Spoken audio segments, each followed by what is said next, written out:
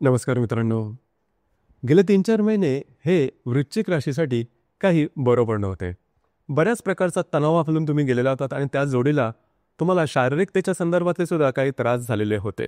थोडीशी धावपळ झालेली होती, तुम्ही घेतलेले निर्णय चुकीचे होते आणि परत आपली 7.5 चालू झाली की काय अशा प्रकारचा काही अनुभव गेल्या 2-3 महिन्यामध्ये तुम्ही अनुभवलेला असेल. काळजी करू नका, या संपूर्ण महिन्यामध्ये गोष्टी बऱ्याच प्रमाणात बदलणार आहेत. ही गोष्ट फार महत्त्वाची आहे.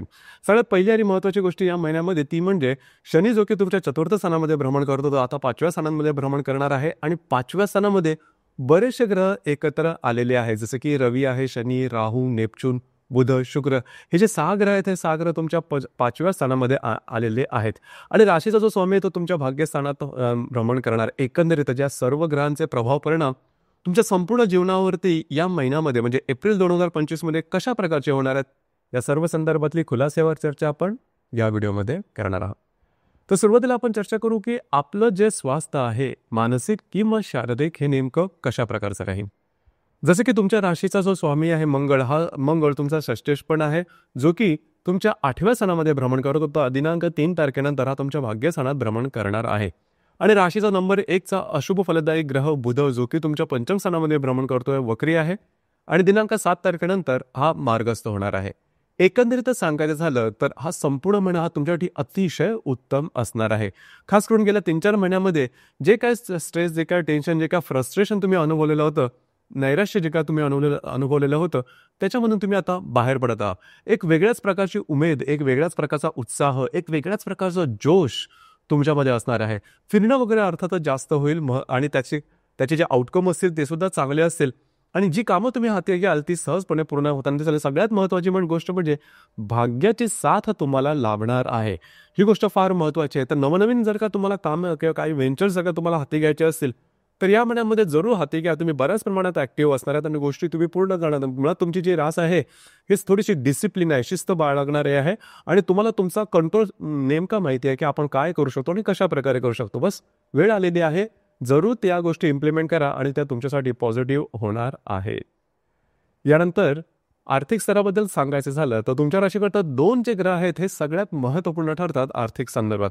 पहिला जो ग्रह आहे तो आहे बुध जो की तुमचा अष्टमेश आहे, लाभेश आहे आणि दुसरा जो ग्रह आहे तो आहे गुरु जो की तुमचा धनेश आहे किंवा पंचमेश आहे. गुरु जो ग्रह आहे तुमच्या सप्तमात भ्रमण करतो आहे आणि जो बुध ग्रह आहे तुमच्या 5म स्थानामध्ये भ्रमण करतो आहे. एकंदरीतच आर्थिक बाबतीत सुद्धा गोष्टी तुमच्या अपेक्षेप्रमाणे होणार आहेत. साधारणतः आधी जी तुम्ही कामं केलेली आहेत त्याचे रिटर्न्स तुम्हाला चांगले मिळतील.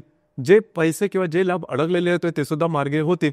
एकंदरीत आर्थिक संदर्भात काळजी करू नका, तुमच्या अपेक्षेप्रमाणे गोष्टी निश्चितच होणार आहेत. आता इथे एक गोष्ट म्हणजे जर तुम्ही शेअर मार्केटमध्ये ट्रेड करत असाल तरी सुद्धा काही चांगले लाभ तुम्हाला मिळू शकले. शॉर्ट टर्ममध्ये सुद्धा चांगले लाभ या महिन्यामध्ये मिळण्याची शक्यता बऱ्याच प्रमाणात. एकंदरीत आर्थिक संदर्भात तशा काही काळजी करू नका. गृहसौख्याबद्दल सांगायचं झालं तर गेल्या साधारण 2.5 वर्षापासून म्हणजे जवळजवळ 2022 जानेवारीपासून भ्रमण करणारा जो शनी आहे जो की तुमच्या चतुर्थात भ्रमण करत होता, आता हा जो शनी आहे शनी तुमच्या पंचमात भ्रमण करणं याचे साधारण गेल्या 2.5 वर्षामध्ये तुम्ही काय अनुभव घेतलेले असेल. म्हणजे घरामधलं वातावरण गढूळ होतं, घरातल्या व्यक्तींशी काही बरोबर जमत नव्हतं, घरामध्ये काही ना काहीतरी आजारपण म्हणा किंवा घरातल्या व्यक्तींबरोबर न जमणं, न पडणं, मतभेद, मतवैचित्र अशा प्रकारच्या बऱ्याचशा गोष्टी तुम्ही अनुभवलेल्या असेल किंवा त्या अनुभवातून तुम्ही गेलेले असा. या महिन्यामध्ये गोष्टी थोड्याशा वेगळ्या नव्याने तुमच्या चतुर्थातला जो शनी आहे हा आता तुमच्या पंचमात भ्रमण करणार. तर एकंदरीत ही गोष्ट तुमच्यासाठी खूप शुभफलदायी असणार आहे. म्हणजे घरातलं जे वातावरण असेल ते बऱ्याच प्रमाणात सुखलोलूप असेल किंवा तुमच्यासाठी समाधानकारक निश्चित असणार आहे. तर त्या संदर्भात शनीचं भ्रमण तुमच्यासाठी शुभफलदायी असंच असणार आहे. वास्तूच्या संदर्भातली महत्त्वपूर्ण कामं तुम्ही या महिन्यामध्ये हाती घेऊ शकता. लव्ह लाईफबद्दल सांगायचं झालं तर इथे गोष्ट थोडीशी वेगळी होणार आहे, थोडीशी कॉम्प्लिकेटेड होणार आहे. खास करून तुमच्या 5म स्थानात मगाशी सांगितल्याप्रमाणे 6 ग्रह आहेत. तर जर का तुम्ही कोणाच्या रिलेशनशिपमध्ये असाल हा संपूर्ण जो महिना ह्या परीक्षेचा असणार आहे.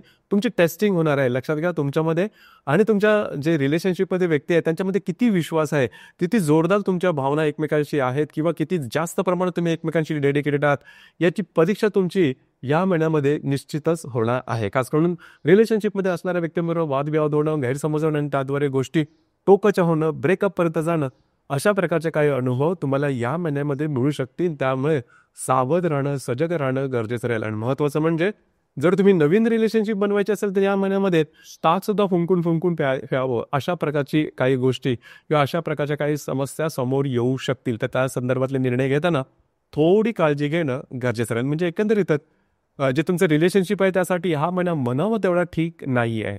दुसरी महत्त्वाची गोष्ट म्हणजे आता ही गोष्ट फार महत्त्वाची आहे, ज्या गर्भवती महिला आहेत म्हणजे वृश्चिक राशीच्या ज्या गर्भवती महिला आहेत त्यांनी स्वतःच्या आरोग्याकडे लक्ष देणं गरजेचं राहील. आरोग्याच्या संदर्भातले काही त्रास अचानकपणे डोकं वर करू शकतील, त्याचं रिझन तुम्हाला समजणार नाही, परंतु त्या संदर्भात थोडंसं अलर्ट राहणं गरजेचं राहील.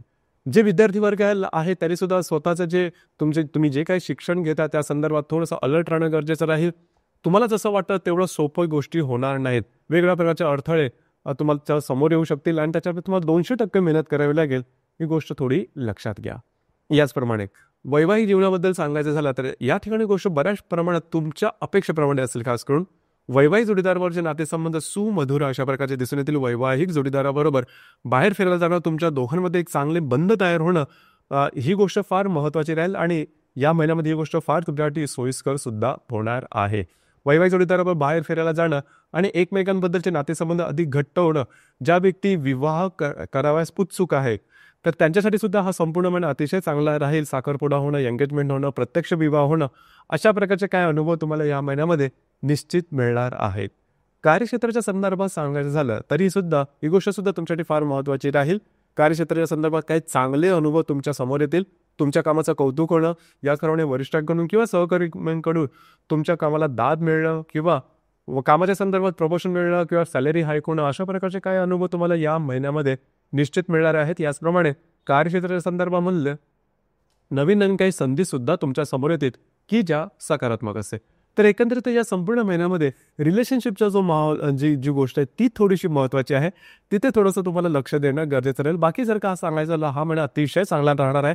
खास करून तुमचं आरोग्य, आर्थिक संदर्भात चांगले आउटपुट तुम्हाला या महिन्यामध्ये निश्चित मिळणार आहे. याचप्रमाणे ग्रहयोगांबद्दल सांगायचं झालं तर दिनांक 2 तारखेला शुक्र आणि राहूची युती तुमच्या पंचम स्थानामध्ये होणार आहे. ही गोष्ट थोडी महत्त्वाची आहे. खास करून जर तुम्ही रिलेशनशिपमध्ये असाल तर अगदी महिन्याच्या सुरुवातीपासूनच गैरसमज आहेत ते सुरुवात होतील आणि हळूहळू तुमचं जे नातं आहे ते थोडंसं टोक गाठायला लागेल. तर त्या संदर्भात थोडीशी काळजी घ्या.